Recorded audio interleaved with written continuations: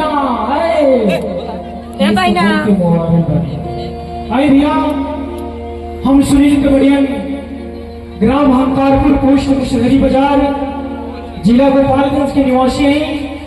आज हमने की कोहली राम में आई बनी चला आदरणीय बड़े भैया रघुनाथ जी की परिवार के हम आई भाई शायद कौन भैया ना भाई क्या नाम है तो अनूप भैया के माध्यम से निकी जाई बनी जा और जितना भी हमार आदरणीय हमार जे भी अतिथिगण जे भी आई बा पिता तुल्य जे भी बा चाचा चाची हमार माता बहन बेटी जे भी आई बा सबके एक बार मंच के माध्यम से पर गोड़ छुकी गोड़ लगे तनी ताली बजा के हमरा को आशीर्वाद दे दे। प्रेम से बोलिए साची दरबार की जय।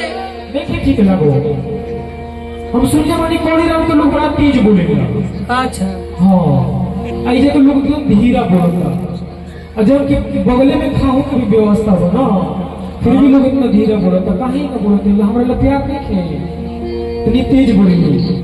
प्रेम से बोलिए दुर्गे महारानी की जय। चलिए जय। आई आज हमने के लालू बाबू के लालू ही हमारे दिल में छप गया।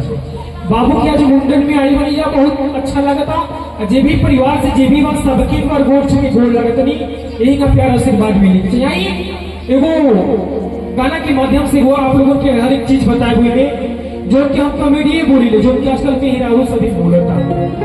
आज अगर हमारा जीवन में सब चीज बा अगर आप लोग माने तो हमारा जीवन जो बाने तो कुछ बाना नहीं तो हमनियों को ना नॉर्मली चीज रहनी जो दुकानी में बैठ के दिन रात में के कुरकुरे टाफी बेचत रहनी है जा।